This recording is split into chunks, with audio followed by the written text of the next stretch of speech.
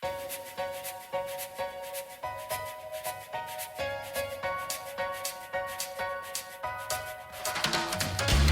Firecrackers, it's Naomi, and welcome to the Firecracker Department. This week, oh boy, I'm excited. We are starting something very special. We've been working this year on bringing you new voices, as per always, right? But starting today, we're officially launching this cool thing. My fists clenched because I'm so excited.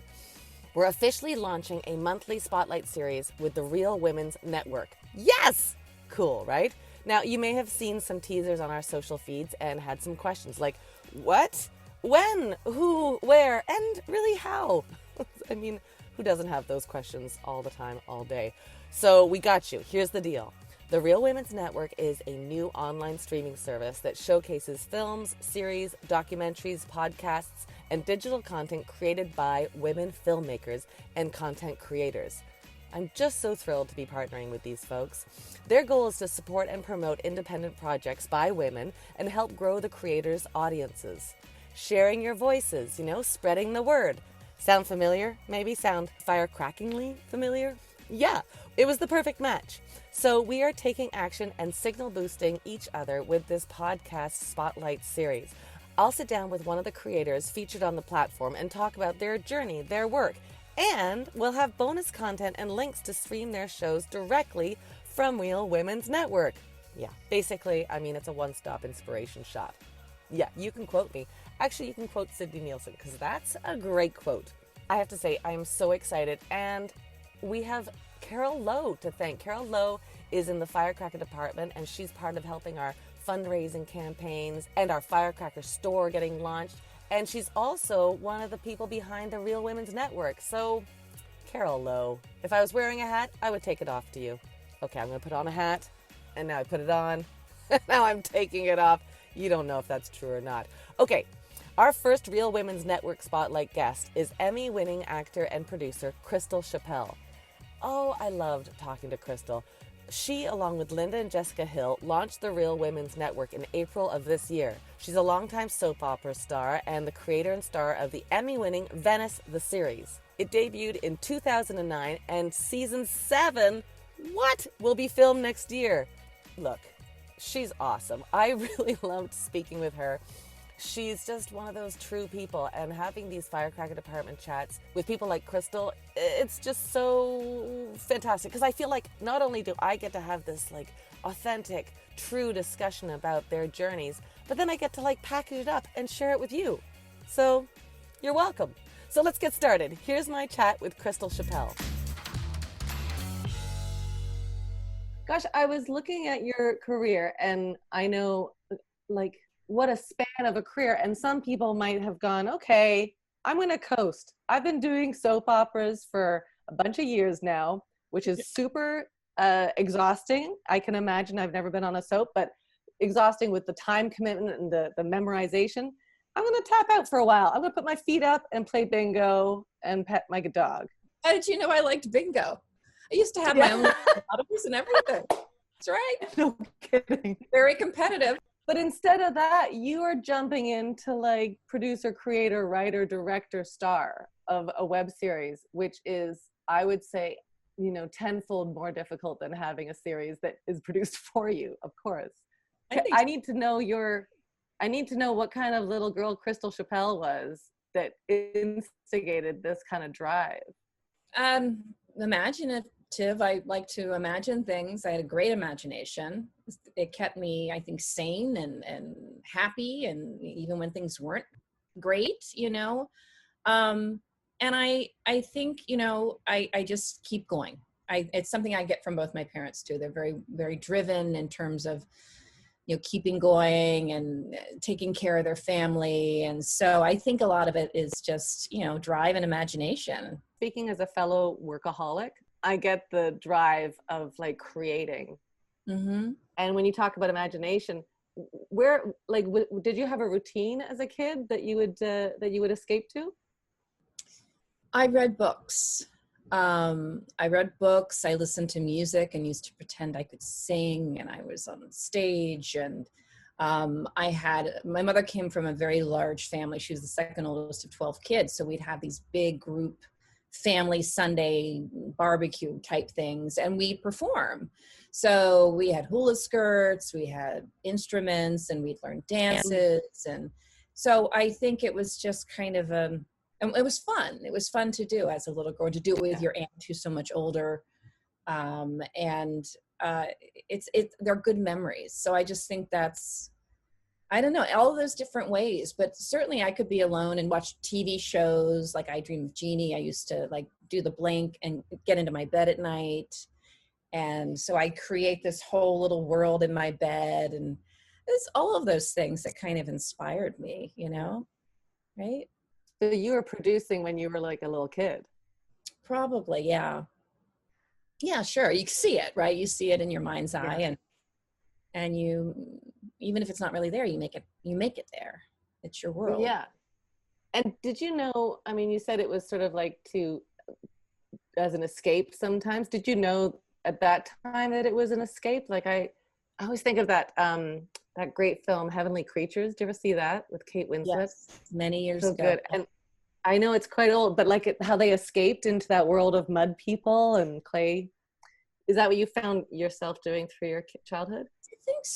I think so. It wasn't just, it was certainly an escapism, and, but it was healthy, and it was, I think kids do that anyway. You know, your imagination through some kind of art, reading or painting or something creative, dance. I used to be a majorette, so you practice on spinning that baton and doing those twirls, and it was just always something creative. But it certainly was a form of escapism, but also fun. I think that's just I think creativity makes people smarter, quite frankly. You know, it makes you better at academics even, or just being in tune with your own intuition. I think art does that for people. Were you a good student? I was, most of the time. So you were just a Jacqueline of all trades. I mean, I like variety. That's for sure. Mm-hmm.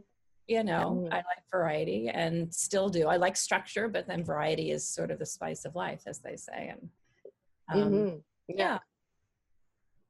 Did you find that hard? Because doing soaps as long as you have done, there's not, I mean, I guess there's variety within the scene work, but it's got a little bit of a everyday work ethics to it. Did you find that challenging as an artist? I think that's the hardest challenge about doing soaps, or maybe any TV show, because you have, it's kind of a formula, certain story structures. And so you have to, and then some producers just want you to toe that very small line. They don't want you to go too far one way or the other, because that's what that's their structure, the audience's structure. That's what they're comfortable with. Right. So yeah, it can get boring. And so you have to find a way to, first of all, just appreciate it. It's a job, and you're acting, and that's pretty awesome. But yeah, and every now and again you can find something that's a little different to make the same story point a little bit different. Mm-hmm. But it's structured. I think about people in theater, 8 shows a week. It's like, how do you do that? I guess it's the same thing. You just, feel it, do it, but it's pretty much the same, right? Depending on the audience, I suppose. Yeah. I think, as you said, like you look for like the little mini things that are different, or you look to your scene partners and be like, oh, what can I do to shake it up? Yeah. Coming from the training that you have, I read that you trained with Meisner. Like that's a whole other level of instinctual acting that probably I can imagine was a bit conflicting with that kind of rudimentary schedule that a soap opera brings.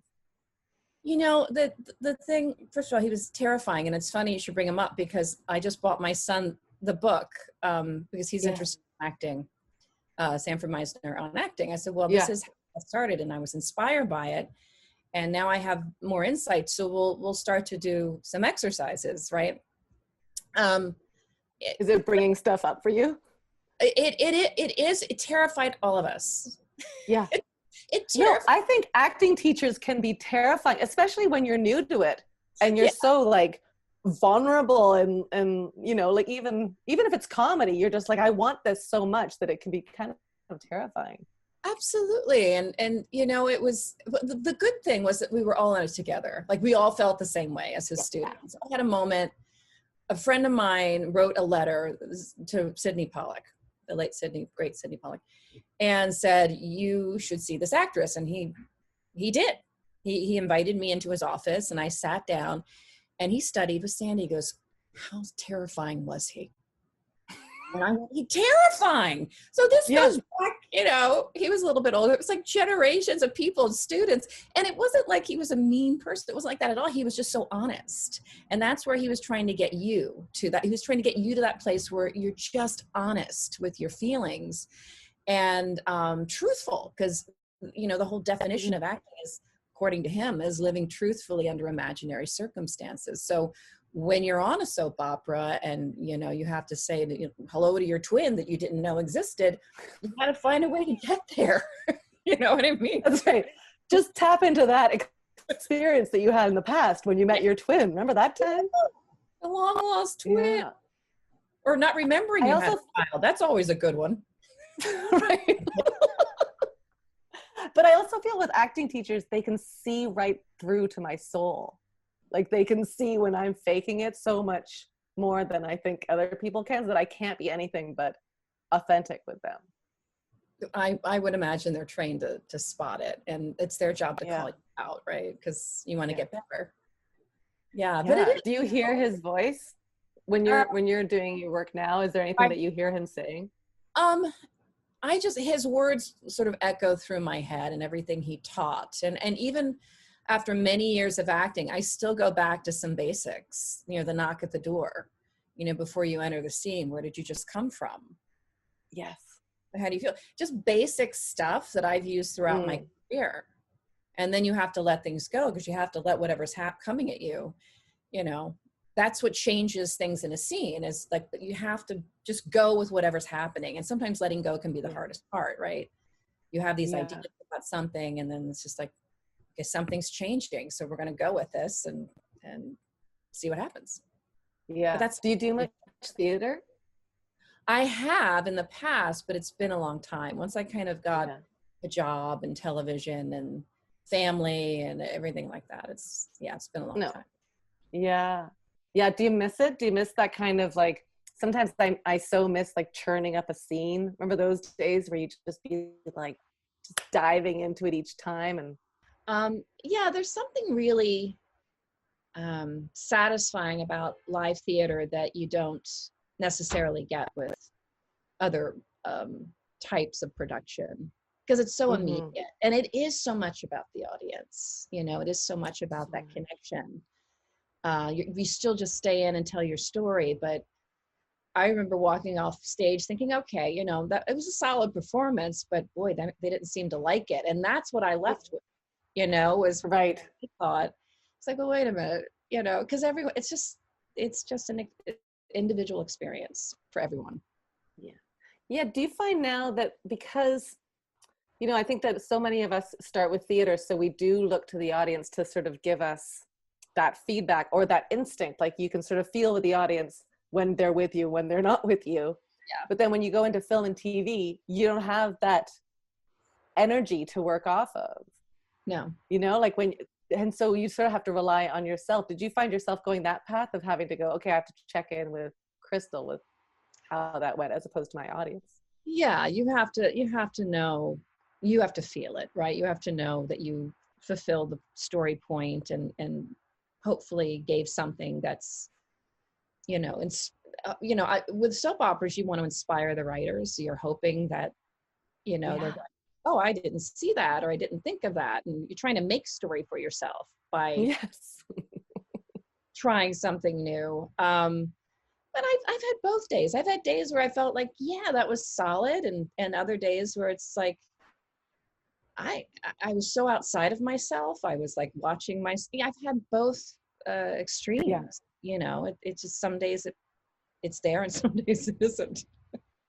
I've tried to do that when I'm like a day player on things, and when they say cut, I throw in a couple of lines saying like that I've got a further storyline with the lead. They don't seem to go with it as much when they're not on a soap opera, but Remember that time we had dinner in Paris and they're like, cut. We said cut. Thank you. I like that. Way to go. It's not working for me yet, but I'm not gonna give up. Keep trying. Do you remember a time when you stopped needing, this is a bit of a nutty question, but when you stopped needing that kind of feedback from directors and producers, were you able to like go into yourself to go, no, that was a good take, I know regardless, or that was an off take? Well, yes. Yeah, I think the more I've done it, the more I know if something's good or not. But I've had, scenes where I thought, yeah, that was it, nailed it, performance was there. And I actually had a situation once where the director actually came out of the booth, this was on a soap, and said, we forgot to roll tape. And it was after like this big emotional climactic point. And it's just like, okay. It's okay. And I've also gone up lines during big moments and then had to go back and do the whole thing again. And it was actually that scene that I won an Emmy for. So I thought, there's something to be said, because they were like, oh, Crystal, you were so close. I said, no, I can do it again. I can do it again. And so, I think you, especially if you grow with a character, that's the nice thing about a soap opera or a series. Even if you don't know the history, you might have had a child that you don't remember or whatever it might be, you still, you get more comfortable in that character's skin. So it's easier to access whatever you need to access, the crazy. Yeah. I think it must become home on that set so that you can feel like you can try things and still have support around you. Yes. Oh, for sure. I miss that about soaps. I miss the family and it's beyond, the fourth wall. It's the whole experience, but you do feel supported. Yeah.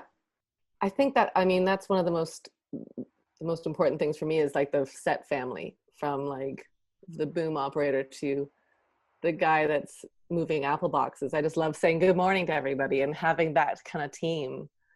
I'm sure it's so much more with soaps because it goes, throughout the year. It's still great. I use a lot of the same crew, and I love working with new crew as well, and it might be once a year for a week or something, but it feels so comfortable. It's like, and I think that's the cool thing about especially independent crews, where they're just so used to going and working with all these different people that you almost settle in right away, to a groove, and it's just a feeling, but it's nice because you trust it as a producer. You're going, good. Everyone's knows their job and is doing it, and it feels so good on day two. That by the end of the week, you're like going to miss them. It's like, I know, right? It's the shortest summer camp ever. Right. Yeah. Do you remember the moment where you thought, oh, I can do this. I can do directing, producing, and I want to. Like, I'm so enamored with your career for the sake that you've had the success that somebody has sort of, that you've been in somebody else's sandbox. And then you're like, all right, now I want my own sandbox, which I love. Do you remember that moment? I don't think it was like a specific moment, but I think I've always wanted to produce, but I think I had a sort of a romanticized idea of it. I don't really understood it. It just seemed really nice and pretty, and it seemed like, oh, you get to do what you want to do, and so I think I don't think I was grounded in it at all. And then we did, I started doing it, and it felt kind of good, but then it was like, oh, all of this stuff kept coming, and you got to do this, you got to do that, and I'm like, what? You mean paper? I didn't know. You mean, what are the rules with the union? What do I have to, and it's taken years for me to really learn it properly. And even with that, they keep changing.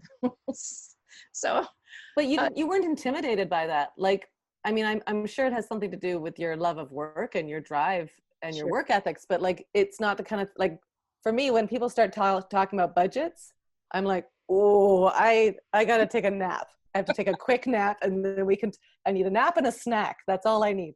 But how did you, like, that learning curve must have been steep.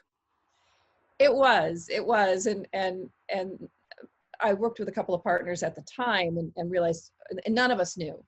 That's the thing. We were all sort of on the creative side. And so it's the technical side was a whole other thing. And, you know, I think as I tell, my friend Hillary Smith, I just got off the phone with her. We started producing together. She always wanted to produce. And so did I. I wanted to get into that place, but it was I handle all the budget stuff, and it really was just we're both good students, and I just I said to her, neither one of us really knew what we were doing, but what I trusted, and in her as well, is that she's a good student, so she'll learn it. We just need to sit down and figure out how to do it. So I wasn't intimidated by that part of it. So it just became practice. You know, you just had to, and then you had to call the union, and you had to, you know, it was time consuming and a bit tedious. I would rather do my taxes than call the union on a list of things to do. I would rather clean my oven that's not self-cleaning than call the union. Wow. Are you, what's your level of, I know that's rough. What's your level of perfectionism? Like, are you okay with mistakes? Do you embrace that kind of world? I've gotten better at it. I really have. You know, I think I was a little tightly wound when I got started, and it really, I had to kind of loosen up, because I think I had been so, like I said, I romanticized the process, and I've been so taken care of, you know, as an actor. I'm on the lot, you have a parking spot, you have your dressing room, and that's all great, but you really don't see the work that goes into it until you start doing it. And but yeah, now I'm like, it's time is money, and that's the hardest thing for me as a producer, is having to say, no, we can't do it again, or no, we can't get that shot, we're going to have to just push in and cover it and fix it in post, as they say. And it's hard, because I want to, you know, I want people to feel satisfied when they leave. I want my crew to feel good. I want my cast to feel good. And so I do my best, and I try to sort the whole thing out like a big puzzle and go, okay, this is this actor's scene today, so I know she's going to want time with that. So I'm going to put 3 hours here, and then I'm going to have, I know that my DP says he loves the set, so we'll put some time here. And I just sort of build out the day. And it's how I schedule everything. So I try to build it out that way, so that people have time. But sometimes it's just like, you got one shot at this, we got to go, because we're in double time. And that's just where we are today. And you just pick your moments. And that's what I tell my crew, pick your moments. And if you have, or your cast, if you have something that you really, really want to take time on, then tell me. And I'll figure out how to put the puzzle together without killing the budget. It's kind of like you're the ideal producer director, because you've been in all the roles. So you know, as an actor, when somebody doesn't give you enough time for a scene that you actually need some time with, how frustrating that is, and vice versa, when you're like given, you know, take a take for yourself, and how joyous that is. Yeah. And that's what I think that's to be, you know, they sound the same way, you know, they want it to be perfect. I'm like, we're going to have to watch that, because I'll listen to it and there's a little crackling. I'm like, we'll have to just clean that up in post, because we have to move on.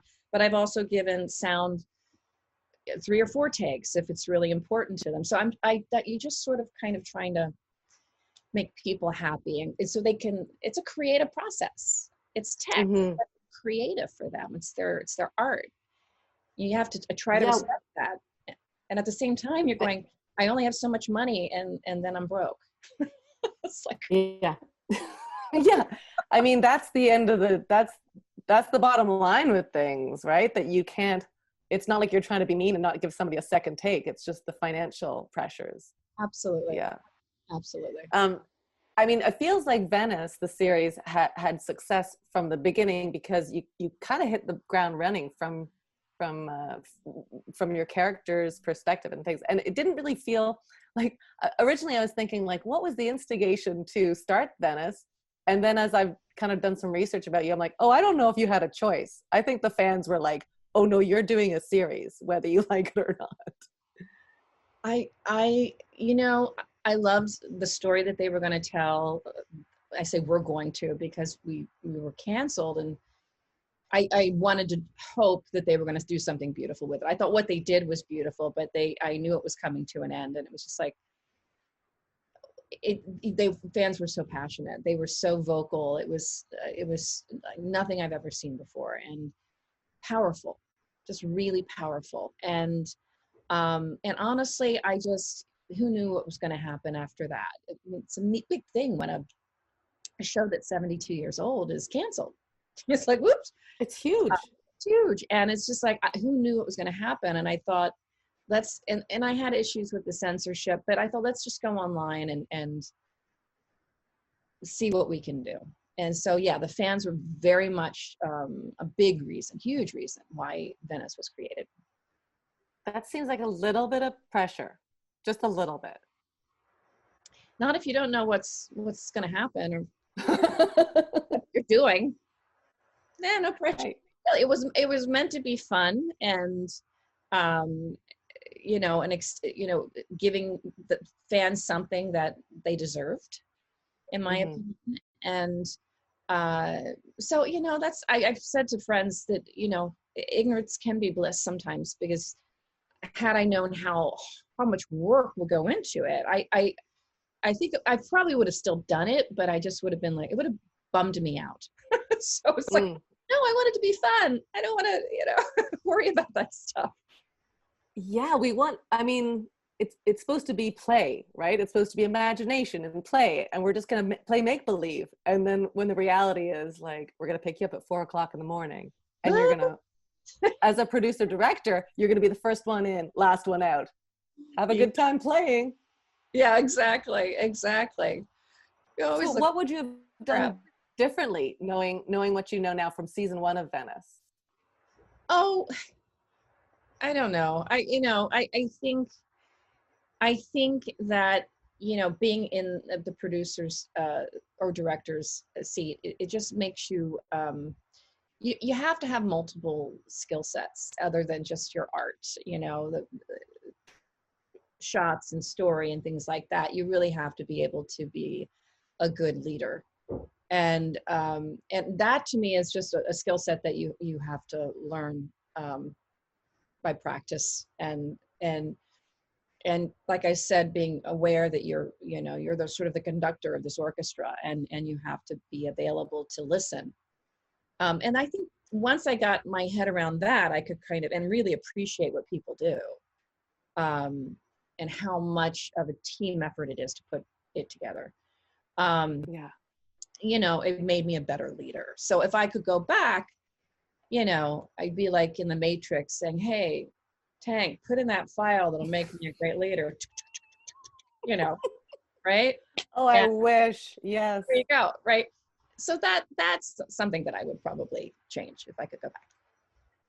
But I have a feeling, like, based on like your description of your childhood, you were probably leading your productions as a kid. Like, I'm going to play make-believe, and you're going to play this character in the make-believe, and you're going to do this. Like, you were leading. It's like the Wizard of Oz. You've always had those skills within you. It's just a matter of pulling them out. Gotcha. Probably. You've been home all along. Yeah. That's it. You've been home all along. Did you ever think you would do anything else other than acting, producing, like being in the arts? No, I don't think so. I think I would have made a good lawyer, had, I think only because I can argue a point to death, as my husband.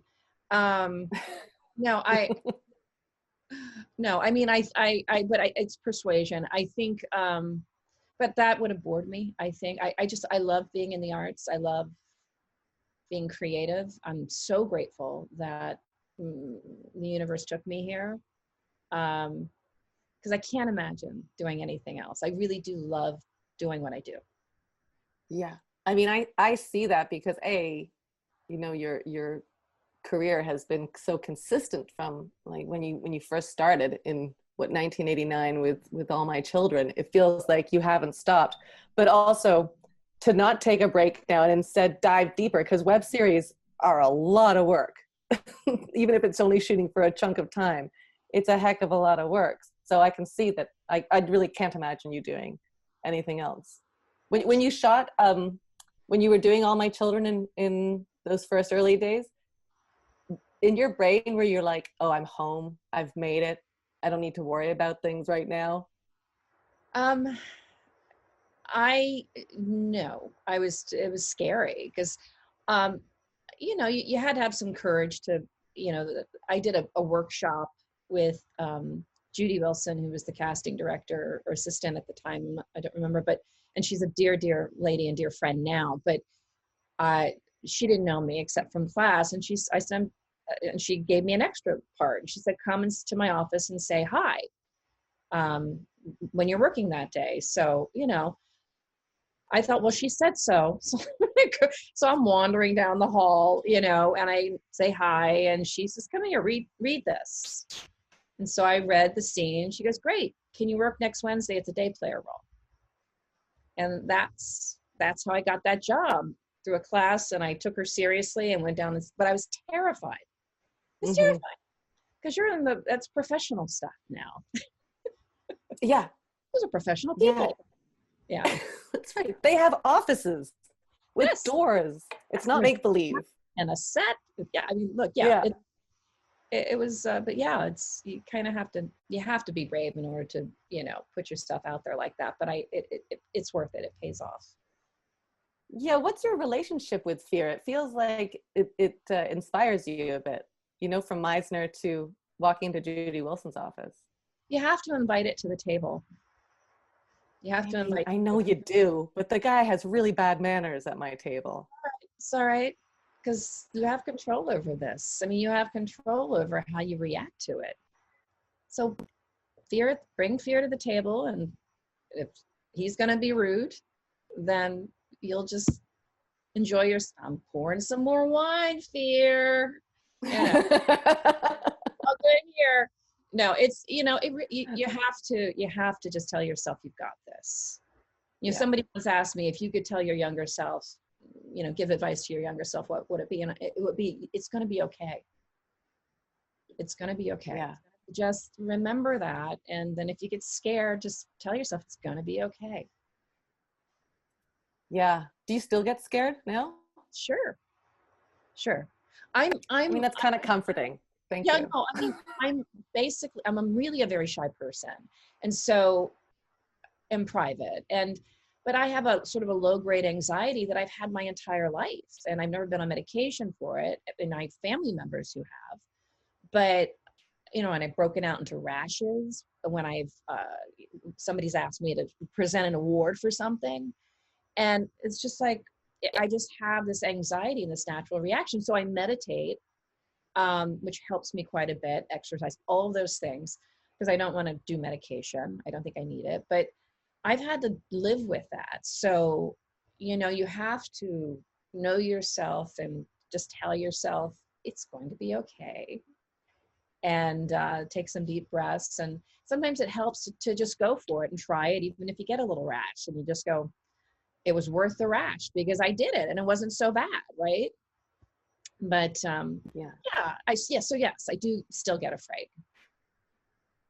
I mean, it's kind of comforting because I think people have this perspective of folks like you that you've always got it all together because that's your persona. I know. And then it's so relieving to know that we all get freaked out about things.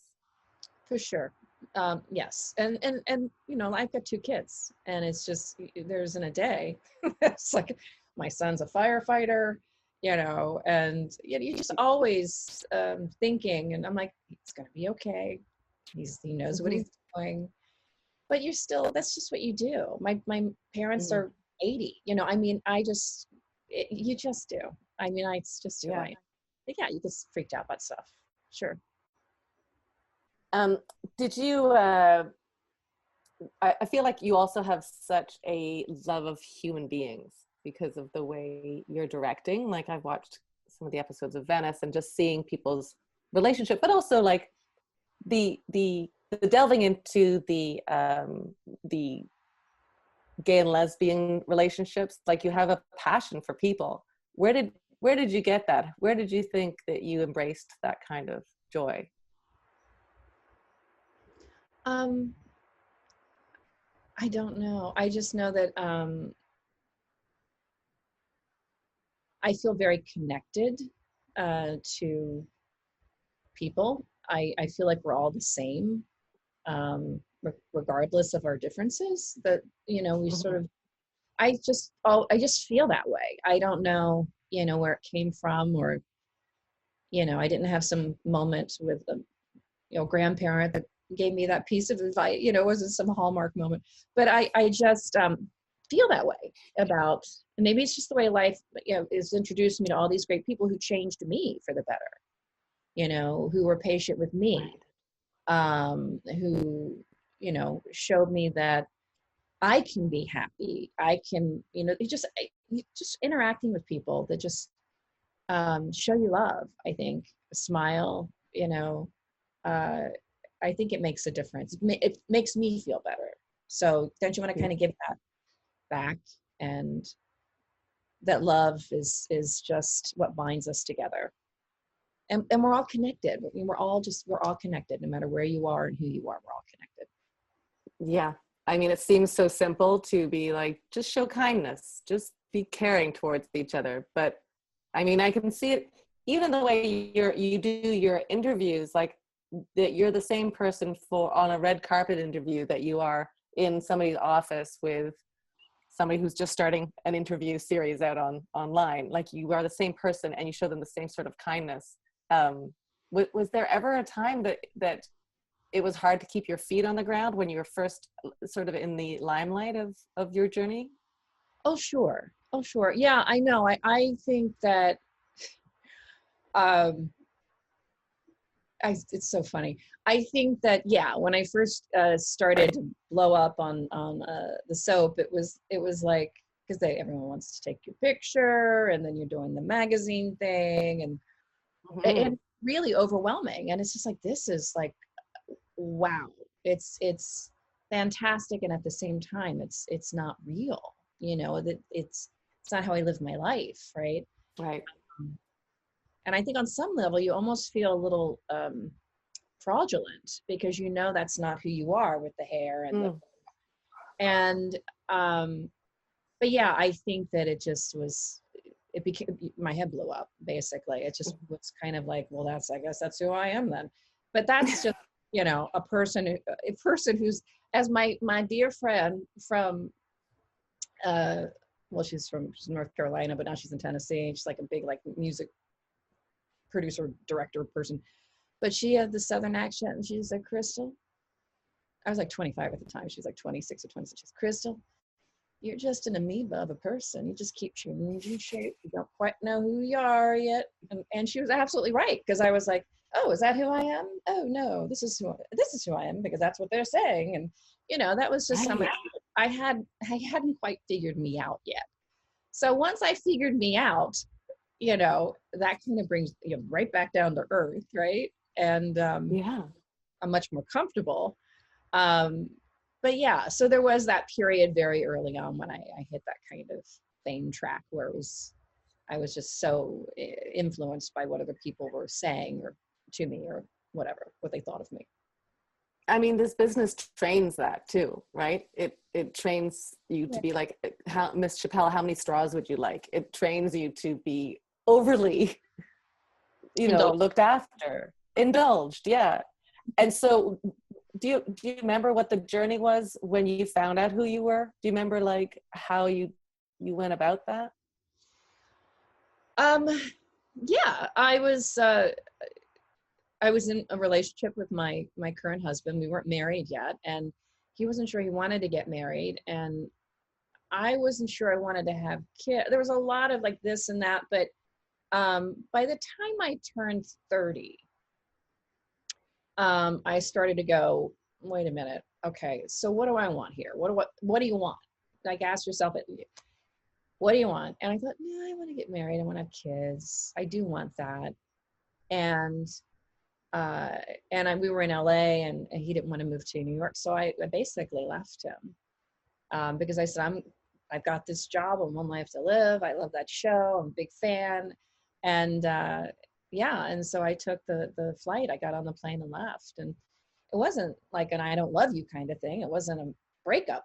Like, you know, it was just like, I'm gone. I'm going to go live my life, and I love you. But if I fall in love with somebody else, and I can, I'm going to continue down this path. It's the weirdest thing. It's that moment in any relationship where you're completely honest with yourself. And as hard as it might be, there's a sense of peace. Like you didn't even know that that piece was missing until you finally made that decision to take care of yourself first and really be honest with yourself. And there's something about that piece. It's like, oh, it's like getting into a really comfortable bed, you know, at night. It's like, oh, this feels really good. And then you feel empowered. You feel like, and yes, there's still the owie part of it, but yeah, no, this feels really good. And so I think that was the beginning of my journey when in my 30s, when I moved to New York. And of course he was offered a job on all my children like 2 weeks later. And I was like, so, and he had a house together. And so he had to live with me, and we had a great time. And then finally I just said, you have to move out and get your own place or go back to LA. I said, this is, it's time to, and I don't want you to marry me because I'm saying you need to go and find what makes you happy. And so we went on this hiking trip in the Sierras, and we've always been great friends. It's always been a good, you know, friendship and connection. But that he proposed to me on this trip, and I said, he's like, no, he wanted to do this, and it's been good. You know, we've had a good time, we've had a good run, but it's just like, it was that moment when you, as a woman, I think in particular, because I think men can do it easier than women, where we start taking care of ourselves and putting our needs and our desires first, and be okay with that. You know, even after you have kids, you have to find some time to put yourself first. Yeah, it's like the mask in the airport, right? Look after your oxygen first, and then you can look after other folks. Yeah. Well, that's what you say about, I mean, I always like the lifeguard one, because it's like, you know, what they train lifeguards to do. It's like, you don't get too close to a drowning victim because they'll drag you down. So that's why you have something, and you keep your distance, and you pull them once they're secured. You know, you try to do it that way. Yeah, I like it. Yeah, and the piece, I mean, I also heard in an interview that you and your husband did couples therapy before you got married, which I think is so smart, and learned how to argue, which I learned how to argue after I got married, because I just didn't know how to do it. I didn't know how. I thought that when voices were raised, bags were packed, basically. Yeah, it's so just, I think that's so. Yeah, no, it's true. I mean, there should be like, you know, an argument class. Yeah, they should teach that. Even now, wouldn't it be great if there was like an argument, a conflict class, where like you were just put in conflict situations where people were saying like sexist and rude things to you, and you had to like come back with things right away, as opposed to going home, going to bed and stewing for 3 days and then coming back with your comment? Yeah, for sure. I'm gonna write that down. Oh yeah, I could have come up with such a zinger. Yeah, it's my zinger list. And I wish I had a zinger list. Yeah, I do have a couple of zingers that are my go-to, where if somebody says something, I'm able to check into the I think you meant to say that inside your head instead of outside it, and that gives me just a little bit of breath to get my bearings a little bit. But yeah, and I want to talk about the Real Women Network as well. Like, so again, so Venice is kicking along, hugely successful.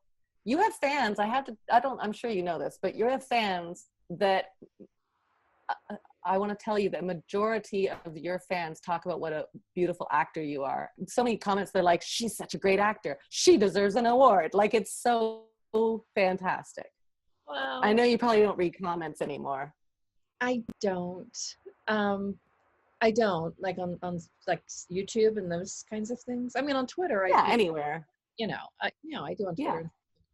But no, that's so sweet. Like, that means so much to me. Yeah. I feel like the world's churning a little bit.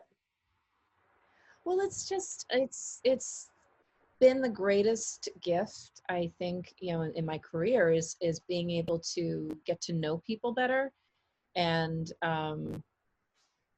just the love. And I see it not just toward me, but I see it amongst themselves.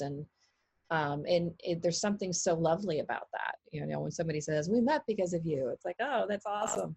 Yeah. It's cool. It's sweet. It just warms my heart. So you create Venice, it's hugely successful, fans go crazy. And then you're like, I am sleeping too much. I've got at least 5 hours when I could be working. I'm going to start this platform supporting women's films. Is that how it came about? Totally. Just like that. Just like that. Easy peasy. No red tape, no unions to talk to. So easy. Well, yeah, it's been interesting. I'm partnered with Jessica and Linda Hill from Bella Media. And if it is something that's like I've wanted to do for a long time, because I really feel strongly that women have to support each other. We're powerful alone, but we're even more powerful together. And so it was just sort of a great time in my life and in their lives to go, hey, let's put together this platform. And we've kicked around a bunch of ideas and then the technical part of it and trying to understand all of that. But really wanting to elevate women's voices and through their art and give it focus and celebrate them, because they should be celebrated. Oftentimes you're out there doing it on your own and you have this beautiful piece of art, but you don't have a place to put it or a place for it to be seen. And so that, to me, it's really a love project at this point. We really just want to keep building and build this community of women and showcase their talents. So it wasn't tremendously hard, like putting a whole production together, because there's somebody building the back end of things, and we all have our own different skill sets. I will say that, but it's just meaningful to me. So I'm hoping that people will check in and female film content creators, if it's a web series or whatever it is, you just come and let us showcase your art. And I don't know. It's a love passion project right now. I mean, you can absolutely tell that. It's also, I have to tell you that I have a bunch of friends that have their films on the site. And we had been speaking about this because, you create a short film, it goes and does the festival circuit, and then where does it go? So now you're giving like a new breath to some of these projects that haven't been seen because they've gone through the festivals already. So it's really exciting to see what people are creating. It really is. I've been humbled to watch what women are creating, going, well, I got to up my game here, man. This is really good, but it's inspiring. Yeah. And that's kind of the point. You just kind of go, wow, you can do that. Yeah, has there been a woman in your past that has given you that kind of support that you're giving other women? A lot of women who've done that for me. I mean, I told you the story about Judy Wilson and that opportunity, and just a lot of women over the years who've been kind. I think it just takes a little bit, and who've taken the time to actually explain something to me. Even if I'm being a bit of a jerk, in my early years, is somebody who just looks at me and goes, you need to stop doing that. And what is it that you want, Crystal? And yes, I've had so many women along the way who actually now are still in my life in a different way. But yeah, I mean, there's not one defining moment. It's just little interludes along the way that some woman has taken the time to explain something to me. Even if it's something I don't necessarily want to hear, but it's like, it's kind of important, and to do it with love. Yeah, I think that's crucial. Like, because I think there are ways of saying putting people in their place, but there's putting people not in their place, because that sounds horrible. But doing it with love, doing it with the intention of supporting. Like, they obviously see something in you that's got leadership skills, that's got talent as an actor, and saying, I think that's what you've said this a couple times, saying, what do you want? And I'm from the Second City world in Toronto, and before I got Second City, I remember putting up a piece of paper that just said, what do you want? And every day I would walk past it and think about it. And it just started ruminating and meditating on it until I went, well, I want to work at Second City. That's something I've always wanted to do. So it feels like that has to come around. Like, are you in a place now that you've created Venice, you've got this Real Women's Network? Are you at another place that you're saying to yourself, what do you want, Crystal? Yes. I mean, most days I'll ask myself that question, you know, because every day is a new story, right? Yeah, I mean, I feel really fortunate to be in the place that I am, and then hopefully being able to create and support other women. It's really important to me at this stage of my life. And as far as what I want, I mean, my thing, I've gotten simpler in my, I shouldn't say that. Like I'm putting together another production. But Of course you are. I'm simplifying things. I'm simplifying my day-to-day needs and what makes me happy. And I don't know if it's getting older or my kids are getting older or, you know, what it is, but maybe it's the pandemic and the result of the pandemic, but I've gotten very, taking a walk, spending time with my kids, seeing my kids interact together, running with my dog. I mean, they're just little things that make me so happy. And I don't need a whole lot beyond that. So it's kind of nice to be in that place and to be able to go, you know, let's do a little meditation. Let's work on Real Women. I'm going to go watch some content. That's awesome. It's just gotten simpler. Mm-hmm. Do you feel like that's you taking the reins on your work-life balance? Like how do you do that? Because I have a feeling that you could wake up at 6 and go to bed 14, 15 hours later, but having the day full of work because you love it so much. I do that. I go through phases. When I'm in production, I'll be up at 4 and work all day and certainly through production. And then I tend to drop off because I'm exhausted. But you know, I need a couple of weeks not to be too close to it because my head's too much in it. And then when I'm far enough away from it, I can go back to post. And then once post is done and a season is done, I take a few months off. I still work. We're building a house. We're going to build our house. I'm putting out vanities and toilets, and it's still a production. But I kind of shift gears and I give myself more time to roll back because I stop being creative after a while. Does that make sense? When you're burning it too much. 100%. Your tank's empty. You really got nothing. Yeah.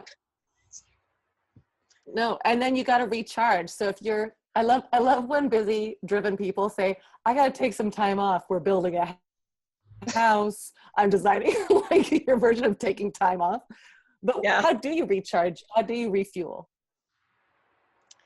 Honestly, I like to stay busy. I like to plan dinners. I like to, you know, organize the house and, you know, I'll walk. We live in a beautiful place with beautiful hiking trails and I can walk and not think. Mm-hmm. And you don't plug in like an audible, like a book on tape to like catch up on your reading as you're walking? Not usually. I walk in silence. I don't. Yeah. I do it for 2 hours and it's, you know, it's so beautiful what I'm seeing and I hear the birds, the seagulls doing their thing and I just walk and that's, you know, that's what I've been doing. It's been saving my my sanity, you know, through all this nice break. And then I know with meditation and with that kind of quiet, I come back, I'm more productive actually. So I'm more efficient when I do that recharging part and then I come back and because people say I don't have time to do that. I'm like, but I get so much done in the next 4 hours that, you know, from all these different stories in my life, whether it's the building the house or, you know, helping my kids find the right insurance and, you know, whatever it is, making my husband's doctor's appointment, planning dinner, and but you do it because you've given yourself a break, right? Yeah. I'm so grateful that you have the energy that you do to put into our community. Cause I think things like the Real Women Network are so productive and so purposeful because I've seen like all these people that I haven't heard of before because it's international. So I'm so grateful that you have time for that kind of thing. It's so exciting. I'm so excited. It is. So many amazingly talented women, interesting people. So yeah, thank you for shining a light on that. People say, I love this show, and something they've seen on the network and they've never heard of it before. It just makes me happy. So yay. Do you think you'll always be an actor? I've always thought that, like, whenever I produce things, I'm always like, well, I'm producing it so that I can be an actor as well. Do you think you'd ever direct and write something that you wouldn't star in? Yes. Yeah. I'm okay You'd be okay with that? I'm okay with it. I love doing it, and but I also very much love being behind the camera and watching other people be great like that. Yeah, I get so excited. Like, I just get so excited seeing actors do beautiful work. Like, yeah. No, I can see that with you. I have wrap up firecracker questions. They're not really rapid. They're just questions I ask all my guests. You ready? Okay. What do you want to be best known for? My hair. No. Yeah, my hair. My I get it. No. I kindness, that I was kind. What are 2 words to describe your mental state right now? Coffee jacked. Yes. If your life was a movie, and this was like just at the end of the movie, what would have been the climactic moment of your life? Oh, giving birth to my kids. Yeah. I'm glad you said that, because they'll listen to this and they'll be like, she better say her children. What's a book that you know that you need to write? We're all the same. I keep telling my kids that all the time. We're all the same. Be kind to yourself. I like that. What's something that people don't know about you? I feel like I've said everything. You know, I don't know. I pick my nose. Yeah, that's something that nobody would imagine. I can't imagine. But thank you. What is, I don't really believe in the word mistake, but what's been your favorite mistake that you've learned from? Just, you don't need to be perfect. You don't have to, you have to aim for that, because it's really a lot of pressure. And it's okay to be flawed. You know, however you want to look at it, it's okay to be flawed. Yes. That's a constant, that's a day-to-day reminder of myself. I need to remember. What's something that you haven't done yet, but you know you need to do? I need to jump out of a plane. Really? Yeah. It's something I've always wanted to do. That made me sweaty just thinking about it. And we live close by to a place that does that. So it's like, yeah, I tanned, not by myself, not solo. Yes. No. If anything, somebody wrapped around me falling to earth. Right. Yeah. The right person needs to be like somebody who knows what they're doing. Exactly. Yeah. Who hasn't been, up all night and drinking. That'd be preferable. That's right. If you can smell booze on their breath, they're not jumping with me. No. You said earlier that your advice to your younger self is it's going to be okay. So has that advice changed to what you would give yourself now? It's the same. It's the same. It's going to be okay. Yeah. It really is. I'm so grateful for this time with you. I'm so grateful that Carol Lowe introduced us and that we're working with Real Women's Network. I've really enjoyed speaking with you. I love talking to you too.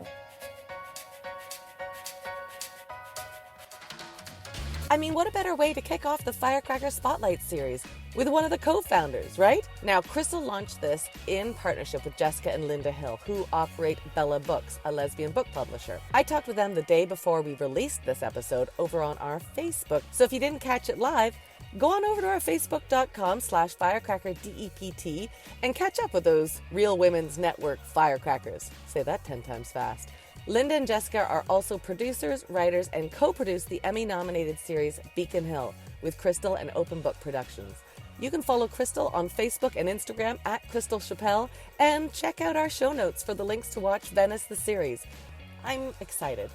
I just love that Firecracker Department and the team behind that, and then Real Women's Network and their team can come together and do this mutual not only support of each other and what we're creating individually, but of these filmmakers. It's the best formula ever, really. We are just so excited to share all the creators with you from the Real Women's Network, so make sure you go and follow this platform, Reel, R-E-E-L, Women's Network, or if Twitter's your jam, find them at R-E-E-L Women's, N-E-T-W, and the number 1. So Real Women's Network 1. In all cases, just check out the show notes. If you need the link, we got you. If you can't find anything, we got you. We'll be bringing you a new creator from the Real Women's Network every month now.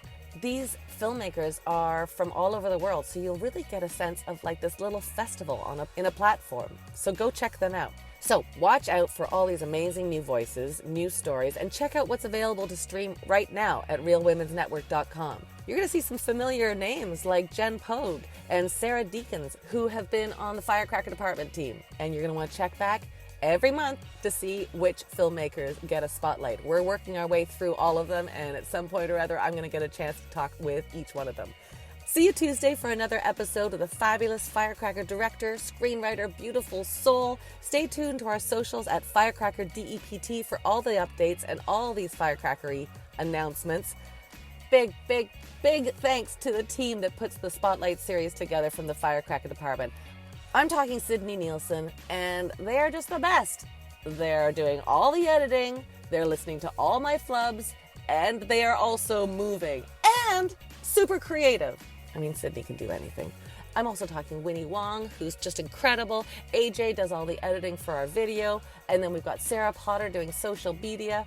And Carol Lowe, who's putting our teams together. It's like she's done a beautiful matchmaking. She's gone, hey, Real Women. Hey, Firecracker Department. You two must like each other. And we do. So thank you, team. Thank you, Firecracker Department. And thank you for listening, watching, engaging, and sharing. It really means a lot to us to build this beautiful community with you in it. I'm Naomi, and we're going to see you next time on the Firecracker Department. See ya.